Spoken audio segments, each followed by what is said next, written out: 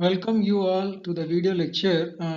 In this video lecture, we will discuss DC motor, um, what is back EMF, significance of back EMF, voltage equation of DC motor, torque equation of DC motor, efficiency of DC motor, and finally torque and speed of a DC motor. So first of all, what is DC motor? As we already discussed in the previous video lectures, DC motor is a DC machine which converts electric energy into mechanical energy. Its action is based on the principle that when a current carrying conductor is placed in a magnetic field, it experiences a mechanical force whose direction is given by Fleming's left hand rule and whose magnitude is given by F equal to BIL Newton. So where B is the magnetic flux density, I is the current carried by the conductor, L is the length of a conductor. So constructionally there is no basic difference between a DC generator and a DC motor. In fact, the same DC machine can be used interchangeably as a generator or as a motor. So DC motors are also like generators, shunt wound or series wound or compound wound. What is back EMF? So as you know, whenever a current carrying conductor placed in a magnetic field, that conductor experiences a force. So for all the conductors experience a force, so finally we'll get the rotation of the armature. So that is, as soon as the armature starts rotating, dynamically induced EMF is produced in the armature conductors. So because whenever armature is rotating in the magnetic field, the conductors also cuts the magnetic field. So definitely whenever conductor cuts magnetic field and EMF induced in the conductor, so this is known as a generating action. So the motor is also consists of a generating action. So EMF induced in the conductors. So once again the direction of this induced EMF as found by Fleming's right hand rule is outwards, that is in direct opposition to the applied voltage. So this is why it is known as back EMF EB or counter EMF. Its value is the same as for the motionally induced EMF in the generator, that is EB is equal to pi Zn by 60 into P by A volts. The applied voltage V has to be force current through the armature conductors against this back EMF EB. Voltage equation of DC motor. So from the diagram you can see we consider here DC shunt motor. The field winding is connected across the armature and the applied voltage is taken as here V volts. The back EMF EB, it is always acting against to the applied voltage V, and the current taken by the motor is taken as I, and armature current IA and shunt field current ISH. So the voltage V applied across the motor armature has to overcome the back EMF EB and supply the armature ohmic drop IaRa. That is V is equal to EB plus IaRa. This is known as voltage equation of a motor. Now if you multiply this equation with Ia, we get V into Ia is equal to EB into Ia plus Ia square into Ra. So as shown in figure, V into Ia is the electrical input to the armature. EB into Ia is the electrical equivalent of mechanical power developed in the armature. Ia square Ra, copper loss in the armature. Hence, out of the armature input, some is wasted in I square R loss and the rest is converted into mechanical power within the armature. Significance of back EMF. The presence of back EMF makes the DC motor a self-regulating machine. That is, it makes the motor to draw as much armature current as is just sufficient to develop the torque required by the load. So armature current Ia is equal to V minus EB by Ra ampere. So this is from voltage equation of DC motor. So when you write the voltage equation for armature current Ia, we get this equation. When the motor is running on no load, small torque is required to overcome the friction and windage losses. Therefore, the armature current Ia is small and the back EMF is nearly equal to the applied voltage. If the motor is suddenly loaded, the first effect is to cause the armature to slow down. Therefore, the speed at which the armature conductors move through the field is reduced and hence the back EMF EB falls. So why? Because EB is directly proportional to speed. If the speed falls, automatically EB also falls. The decreased back EMF allows a larger current to flow through the armature, and larger current means increased driving torque. Thus, the driving torque increases as the motor slows down. The motor will stop slowing down when the armature current is just sufficient to produce the increased torque required by the load. Torque equation of DC motor. Let Ta be the torque developed by the armature of a motor running at n rps revolutions per second. If Ta is in Newton meter, then power developed is equal to Ta into 2 pi n watt. We also know that electrical power converted into mechanical power in the armature is equal to Eb into Ia watt.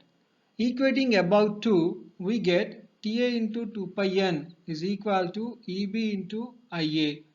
Ta is equal to Eb into Ia by 2 pi n Newton meter, where n in RPS. So the same equation is written for n in RPM. That is, here Ta is equal to Eb into Ia by 2 pi n by 60. So if we simplify it here, finally we will get here Ta is equal to 9.55 Eb into Ia by n Newton meter, where n in RPM, revolutions per minute. Since back EMF Eb is equal to pi Zn by 60 into P by A volt. So if you are substituting this back EMF in the equation for torque, that is Ta into 2 pi n by 60, so is equal to pi Zn by 60 into P by A into Ia, where n in RPM. So we'll get the equation for Ta. Ta is equal to some constant, that is 0.159 multiplied by flux phi, then armature conductors Z, and also armature current Ia into P by A Newton meter. For a particular DC machine, number of armature conductors is constant, number of poles also constant, number of parallel paths also constant. So in this equation, so Z, P, A are the constants.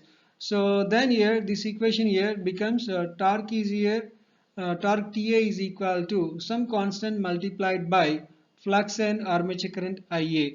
So hence we can say that the torque is directly proportional to flux and torque is directly proportional to armature current. So in the case of a series motor, so flux is directly proportional to Ia before saturation, because field windings carry full armature current, that is torque Ta is directly proportional to Ia square, that is here flux is directly proportional to Ia into Ia, that is Ia square. For shunt motors, flux is practically constant, hence Ta is directly proportional to Ia. The whole of the armature torque as calculated above is not available for doing useful work, because a certain percentage of it is required for supplying iron and friction losses in the motor. The torque which is available for doing useful work is known as shaft torque, TSH. It is so called because it is available at the shaft. The motor output is given by output is equal to shaft torque TSH multiplied by 2 pi n watt, provided TSH in Newton meter and n in RPS. So the same equation, okay, if you write for here TSH, so TSH is equal to output in watts by 2 pi n Newton meter, where n in RPS.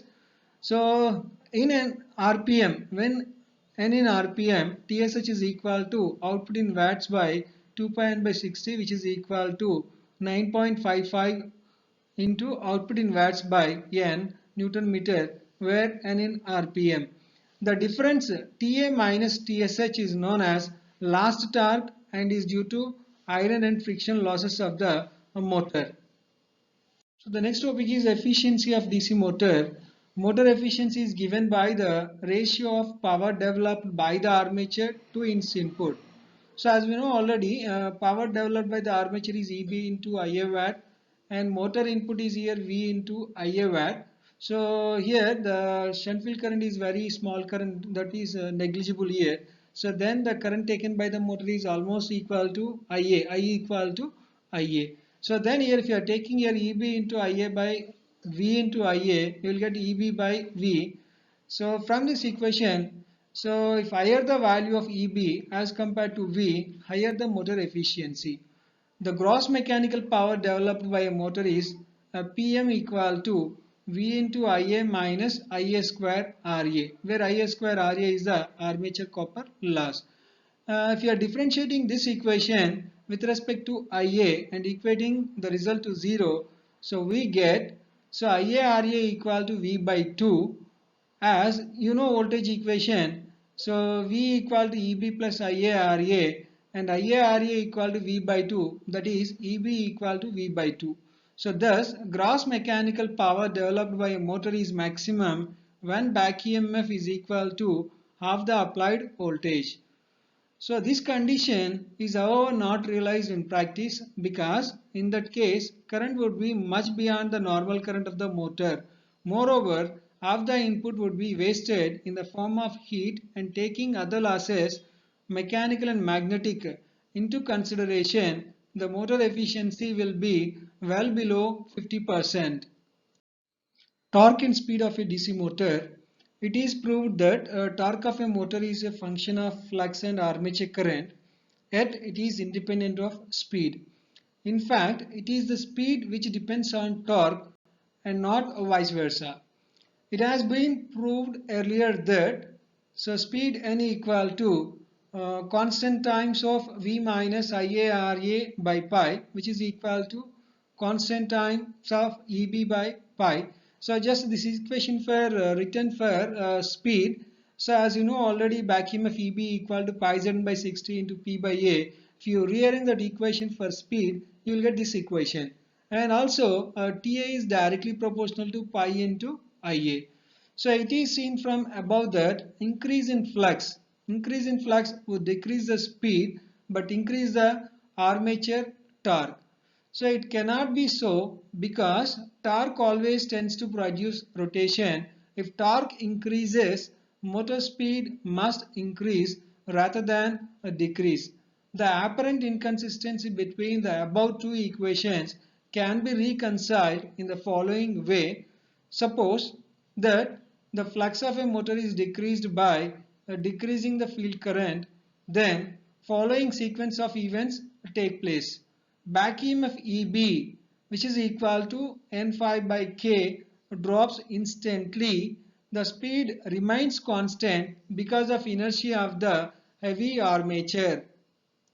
Due to decrease in EB, IA is increased because IA is equal to V minus EB by RA. Moreover, a small reduction in flux produces a proportionately large increase in armature current.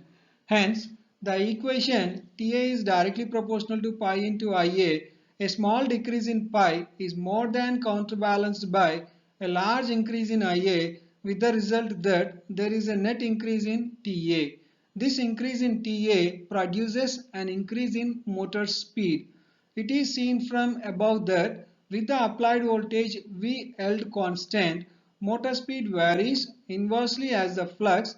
However, it is possible to increase flux and at the same time increase the speed provided IA is held constant.